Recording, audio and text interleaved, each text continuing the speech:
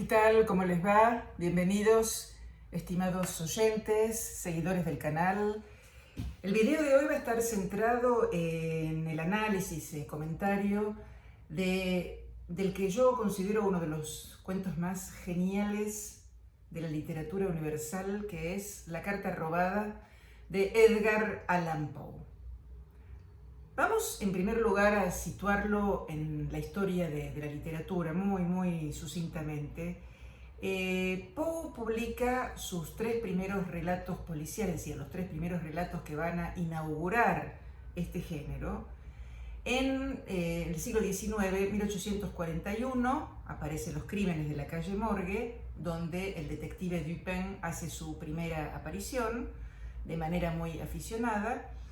Al año siguiente, en varias entregas, en tres entregas, aparece El misterio de Marie Roget. Y por último, en 1844, en la revista The Gift, es una linda coincidencia, ¿no? Es un verdadero regalo, nos ofrece La carta robada, donde aparece nuevamente su detective.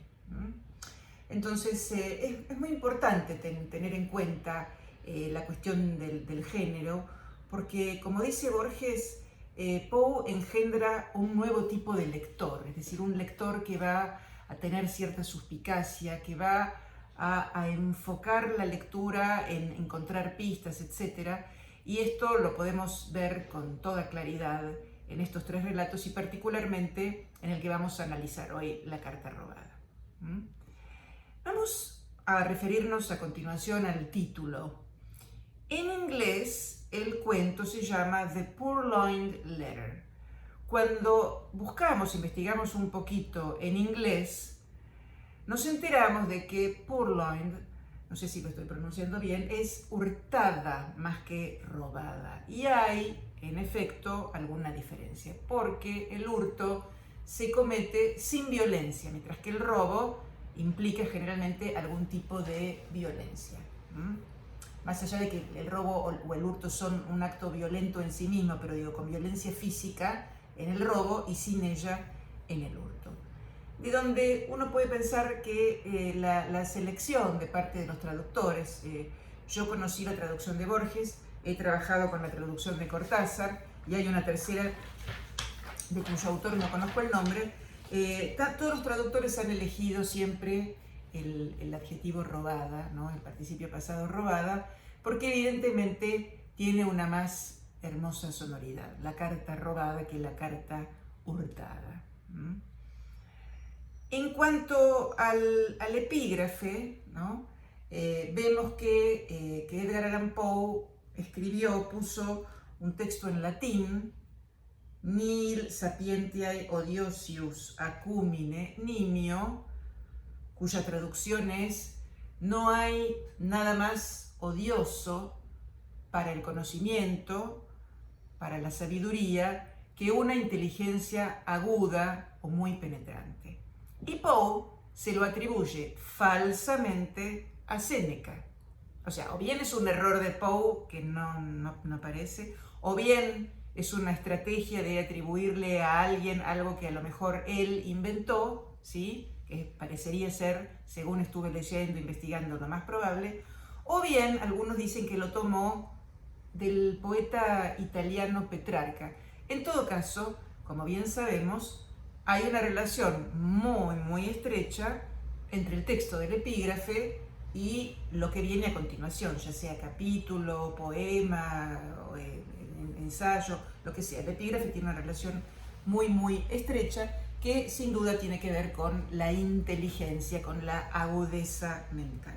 O sea que ya estamos pisando el terreno desde este cuento de una manera muy explícita, digo, el terreno del enigma a ser descifrado, es decir, el terreno del enigma en tanto desafío para la inteligencia, que es como Poe fundamentalmente concibe su relato policial, ¿no? Muy bien, no me quiero ir por las ramas y hablar del policial, pero bueno, digamos que esta es la primera etapa, digamos, ¿no? Desde sus albores hasta más o menos 1929, por poner una fecha, con el alcohol maltés y el largo adiós, hasta ese momento lo que predomina es el enigma. Entonces aquí tenemos un énfasis muy especial puesto en la inteligencia, que como veremos también es uno de los grandes temas de este relato. Pasemos ahora a una síntesis argumental, ¿no? Donde estoy mezclando trama y argumento, que no son lo mismo, por cierto, pero bueno, el argumento es lo que aparece en la superficie y la trama es la sucesión cronológica de los hechos acaecidos en este orden cronológico. Yo voy a hacer una especie de mezcla, ¿no? Hay dos amigos que son Dupin, el investigador, y el otro que es el que está contando. Hay un narrador, amigo de Dupin.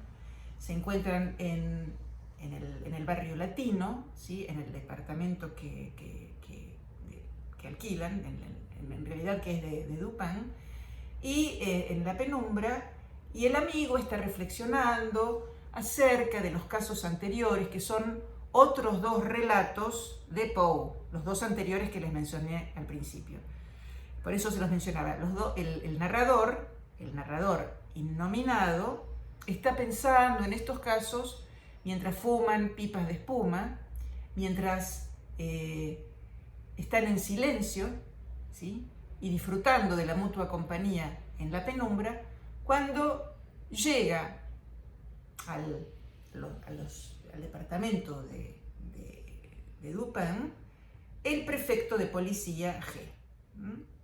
Llega el prefecto de policía G inmediatamente y anuncia que quiere consultar a Dupin. O sea, acá tenemos el prefecto, la policía, buscando ayuda en alguien que va a ser este primer detective. O sea, cómo se va configurando, cómo se va modelando, construyendo esta función del detective, que no siempre es un detective profesional, el género va a ir evolucionando. G, por ende, les cuenta lo que lo lleva, digamos, a hacer esta consulta. ¿Qué pasó? La reina estaba en las cámaras reales leyendo una carta. En medio de la lectura, irrumpe en la habitación el rey, de una manera inesperada.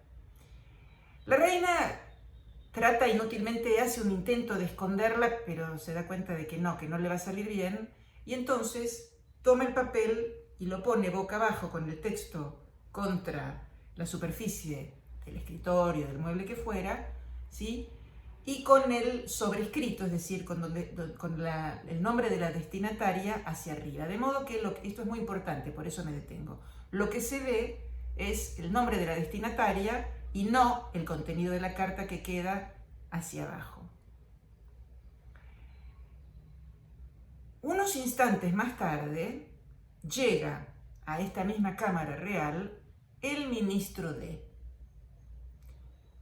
que con su mirada de lince descubre la incomodidad, la confusión de la reina, se da cuenta de que el rey no ve nada, y entonces empieza a charlar de política, de actualidad con el rey y con la reina, y un poco distraídamente, en un determinado momento, saca una carta cualquiera que tiene en el bolsillo, la coloca al lado de la carta de la reina, sigue conversando de una cosa y de otra, luego toma la carta de la reina y se va. Toma la carta de la reina ante la absoluta impotencia de la persona robada, porque lógicamente no puede hacer nada para no delatarse, dado que es evidente que no quería que el rey se enterara del contenido de esa carta. Entonces, a partir de ese momento, la reina empieza a ser, digamos, chantajeada con fines políticos por el ministro D. Al cabo de unos meses, la reina, ya bastante desesperada, lo convoca al prefecto G para que recupere la carta, y G pone todo su empeño, pone microscopios, pone agujas para atravesar los almohadones, hace una búsqueda absolutamente exhaustiva incluso lo manda a asaltar por falsos asaltantes sin ningún resultado. Entonces el prefecto, derrotado, ¿no?, tiene que acudir a Dupin.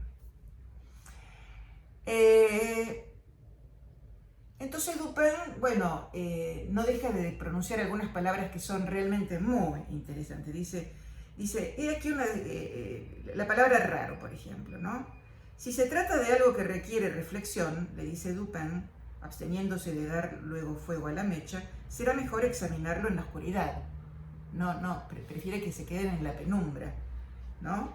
Y le contesta el prefecto, he aquí una de sus ideas raras, ¿no?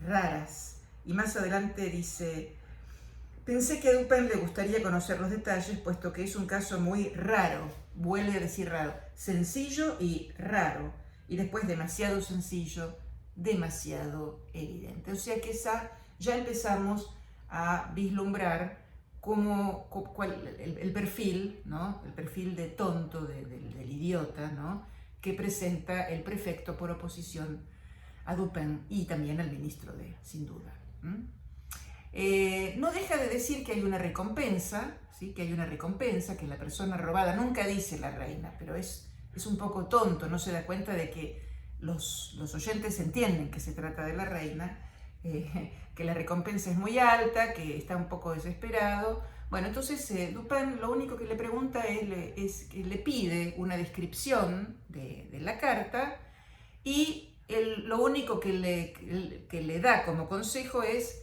que repita la misma operación. Ante lo cual el prefecto se muestra bastante frustrado, abatido y un poco rabioso, ¿no?, porque es una operación exhaustiva, muy trabajosa, que requiere un despliegue de agentes, etcétera, etcétera, y que él ya sabe que está bastante condenada al fracaso. Y en efecto, al mes más tarde, se reitera la escena. O sea, hay varias cositas reiteradas aquí, ¿no? El robo de la carta, otro robo de la carta, como veremos, la visita, la otra visita, ¿no? El ministro, Dupin, hay como ciertas como gemelidades, oposiciones de gemelos, opuestos, iguales, opuestos, ¿no? Y entonces lo visita para decirle que el consejo fue totalmente inútil, que como él ya sabía, que no sirvió para nada, y Dupin, haciéndose un poco, ¿no?, el distraído, le dice, bueno, ¿y a cuánto era que ascendía la recompensa? Muy alta, dice, es muy alta, la recompensa es altísima. Sí, bueno, pero... Y dice el prefecto, yo estoy dispuesto a pagar 50.000 francos a la persona que me ayude a encontrarla. Y entonces Dupin le responde que le puede extender ahí mismo un cheque de 50.000 francos e inmediatamente le entregará él, Dupin, la carta, para estupefacción absoluta, no solo del prefecto de policía, sino también de su amigo innominado y por supuesto de nosotros, los lectores, ¿no? El prefecto, totalmente confuso, no puede pronunciar una sola palabra, ni siquiera gracias, se va corriendo muy alborozado de la habitación, y entonces se produce el relevo del narrador. Ahora el que va a contar es Dupin, que se lo va a contar al narrador, que nos lo va a contar a nosotros, ¿no? Entonces Dupin le va a ofrecer a su amigo, y por supuesto a nosotros, porque el amigo es el precursor de Watson, ¿no?, claramente, con Conan Doyle. Nos va a proporcionar, a nosotros la explicación de cómo hizo para recuperar la carta. Es decir, tiene un efecto relámpago, un efecto un efecto final de remate, de alto impacto, absolutamente genial, ¿no? Bueno, dicho, relatado el argumento, que creo que está bastante claro, vamos a ver ahora la segunda parte del argumento. Es decir, recién me referí a la primera parte y ahora vamos a ver la segunda, cuando se produce el cambio del narrador. Entonces Dupin lo primero que le dice al amigo es que es importante discriminar los diferentes tipos de inteligencia que hay en el mundo, digamos, ¿no? Y bueno, realmente hay que leerlo, yo no les puedo contar todas las disquisiciones porque sería muy pesado, pero básicamente le cita el caso, le trae a cuento, a colación, el caso de un colegial, un chico de 8 años que siempre ganaba en el juego de par impar, ¿no? Y entonces cuando lo interrogan se dan cuenta de que la astucia del pibe era darse cuenta, medir la inteligencia del oponente, darse cuenta de que el tonto, si primero dijo par, después va a decir impar. Uno un poquito más viva, par, va a repetir par, va a jugar con la repetición. Y ya los más astutos van a poder trabajar en base siempre a la inteligencia del oponente. Y entonces, armado de esta convicción, Dupin concluye que el prefecto G, está aplicando al ministro, ¿sí?, al ladrón de la carta, la misma vara, ¿sí?, con la que piensa él, que dice que es como un lecho de Procusto, ¿no? Es decir, algo que fuerza las cosas. Procusto era un personaje de la mitología griega que asaltaba los caminos, que asaltaba a los caminantes en los caminos, y luego los robaba y luego los mataba. ¿Y cómo los mataba? Los colocaba en un lecho, que por eso se llama así, y si el cuerpo sobresalía del lecho, los amputaba. Y si el cuerpo era pequeñito, los desgarraba, los descoyuntaba para que cupieran, ¿no? Es decir, todo tiene que caber en su manera de pensar dónde alguien escondería algo. Evidentemente, el prefecto cree que todo el mundo esconde las cosas dentro de las patas de las sillas, desarmando las mesas, debajo del parqué del piso, en fin, en lugares que son, según dice él mismo, vulgares, le explica al amigo, ¿no es cierto? Pero él rápidamente se da cuenta de que no es el caso de Dupin. Dupin no esconde las cosas de una manera vulgar. Dupin es mucho más inteligente y entonces, munido de esta convicción, se dirige a la casa del ministro para hacerle una visita una mañana y se pone a charlar con él y va con anteojos oscuros, anteojos de sol. Y mientras charla con el ministro, también de actualidad, ven cómo se repite la escena, mientras está charlando con el otro, no deja de relojear toda la habitación y descubre que sobre la repisa de la chimenea, a un costado, hay un tarjetero un poco sucio en el cual hay algunos objetos y entre ellos una carta que tiene un aspecto curiosamente opuesto al que le había descrito el prefecto. ¿Por qué? Si la carta descripta tenía una letra masculina y enérgica, la carta la carta que observa Dupin en el hotel del ministro es todo lo contrario, es una letra menuda, femenina, el sello lo mismo, y además la carta está doblada como un guante y como un poquito deteriorada, como si hubiera sido leída y releída muchas veces y dada vuelta para un lado y para el otro, y presenta unos bordes un poco sucios, un poco desprolijos, ¿no? Lo cual, la suciedad, la desprolijidad, la simetría absoluta, menudo, grande, letra femenina, letra masculina, etc., no concuerdan con la suciedad, particularmente con la perfección de cada cosa en su lugar, con el orden que presenta el resto, digamos, del aposento del donde se encuentra el ministro. Entonces, esta observación le permite a nuestro personaje darse cuenta de que esa es la carta robada, ¿sí? Pero lo que hace es dejarse olvidada, no se precipita ni se la roba, ni mucho menos, como le pregunta el amigo, pero ¿y por qué no se la llevó? No, le contesta, no, porque el ministro es una persona muy peligrosa y es capaz de todo, así que yo no se la podía así robar delante de sus ojos. Entonces se va, olvidándose de la tabaquera de oro, y vuelve al día siguiente. Vuelve al día siguiente con un facsímil que él mismo elaboró y en cuyo interior escribió algo. Ahora vamos a ver.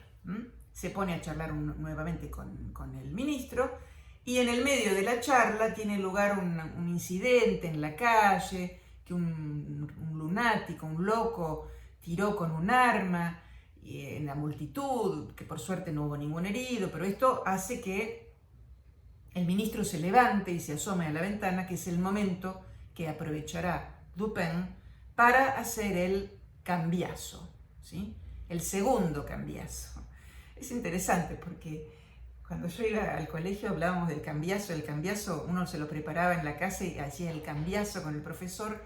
Cambiazo existe en el diccionario de la academia, figura como cambiar una cosa por otra fraudulentamente. Hace un verdadero cambiazo, ¿sí? O sea, fíjense, la reina está en las cámaras reales y sufre de un cambiazo, porque el ministro le cambia su carta por una carta cualquiera, sin importancia. Y ahora Dupin va a hacer lo mismo, pero a diferencia del primero, que fue más bien improvisado, Dupin se va a tomar el trabajo de dejarle 2 versos de un autor francés de teatro, Crébillon, cuya traducción es: un designio tan funesto, si no fue digno de Atreo, fue digno de Tiestes, que en francés rima totalmente. ¿Quiénes son estos personajes? Bueno, eran 2 hermanos gemelos de la mitología griega, y Atreo, bueno, es una historia muy larga, pero yo me voy a detener en el único episodio que a nosotros nos concierne, y es el siguiente. Atreo descubre que su hermano Tiestes, ¿sí?, era amante de su mujer Aérope, ¿sí? Entonces lo invita a cenar. Bueno, entonces, ¿qué hace? Lo invita a cenar a Tiestes, ¿sí? Le ofrece un banquete, y cuando termina el banquete, le presenta una bandeja con las cabezas de sus hijos, para significarle que lo que él acababa de comer eran sus propios hijos. Una cosa horrorosa, ¿no? Lo cual está haciendo una alusión, por otra parte, a la presunta gemelidad que podría haber entre el ministro D y Dupin. Los 2 empiezan con D, se conocen, Dupin lo va a visitar con cierta familiaridad, se olvida algo y vuelve al día siguiente y sigue charlando ¿no? como un amigo, como un familiar, podría ser. Dice: lo conozco desde hace mucho tiempo, en Viena me jugó una muy mala pasada y le dije que no lo olvidaría. O sea que bien podrían, como se suele decir, odiarse como hermanos, ¿no? De modo que aquí hay también una simetría entre estos 2 personajes, el ministro de y Dupin, por un lado, y los Atridas por el otro, ¿no? El caso de los Atridas. Bien, esta es sucintamente la síntesis, no tan sintética, pero todo lo que pude, del argumento. Aunque trama y argumento no son lo mismo, ¿no? Pero la trama, como les decía, es la sucesión cronológica, el argumento es lo que uno ve. Bien, quiero decir, lo que es apasionante del relato es que toda la explicación viene cuando ya se produjo el efecto relámpago, ¿no? Uno ya conoce cuál es el fin y ahora surge otro enigma. ¿Cuál enigma? ¿Cómo hizo Dupin? Porque aquí hay 2 enigmas. ¿Cómo hizo Dupin y cuál es el contenido de la carta? Que por supuesto sospechamos que se trata de una carta de amor o de política o de ambas entrelazadas, que el autor de la carta sería el amante de la reina, pero lo genial, le coup de génie, como se dice en francés, es que nunca conoceremos el contenido de la carta. Y bueno, ¿quiénes son los que leen la carta? Uno bien podría preguntarse, ¿no? Porque la carta es leída. Es leída por la reina, es leída por el ministro, es leída por el prefecto y es leída por Dupin. Son 4 los personajes que leen la carta, pero nunca por el lector. Eso nunca. Bueno. En cuanto a la cuestión de los espacios, ya creo que quedó claro que se trata del departamento del ministro, del departamento de Dupin, del petit hotel del ministro y también de los aposentos reales, de las cámaras reales. En cuanto al tiempo, estamos en el siglo XIX, en algún momento un poquito indefinido, como les decía, porque Poe pone 1800 y 3 puntos suspensivos. Y vamos a abordar ahora las reflexiones que hace Dupin sobre la inteligencia, ¿no? Como ven, hay una relación absolutamente estrecha entre el epígrafe y el epígrafe falsamente atribuido a Séneca y el contenido del cuento, ¿sí? Así como también, les decía, hay una relación muy interesante entre la poesía y la locura, porque el prefecto G es incapaz de imaginar, porque es un hombre de muy pocas luces. Y el ministro y Dupin le dice a su amigo que el ministro no solo es matemático, como el amigo creía, sino que además es poeta. Y que si hubiera sido solamente, esto lo dice Poe, un matemático, no hubiera sido capaz de pergeniar una estrategia tan genial. En cambio, tratándose de un poeta, sí se le puede ocurrir esconder algo a la vista de todos. Esto sería más poético que matemático, ¿no? Y aquí cabe sacar a colación las observaciones que hace Jacques Lacan en su seminario sobre la carta robada, que es el primer texto de los escritos, ¿sí? Que es un análisis genial, que para los que quieran internarse en esos terrenos realmente lo recomiendo, donde Lacan habla de los tres tiempos: el tiempo de ver, el tiempo de comprender y el tiempo de concluir, ¿no? Y también habla de los personajes que ven pero no ven nada, que aquí son por un lado el rey y por otro lado el prefecto G, a pesar de todas sus búsquedas exhaustivas. Los personajes que ven pero que todavía no concluyeron, que son la reina y el ministro, y el que concluye, ve y concluye, que es justamente Dupin, ¿no? Eso realmente es algo extraordinario. Todo el entrelazamiento entre locura, poesía e inteligencia es fascinante y está profundamente vinculado, como ven ustedes, con el género policial del enigma, ¿no? El que funda Poe.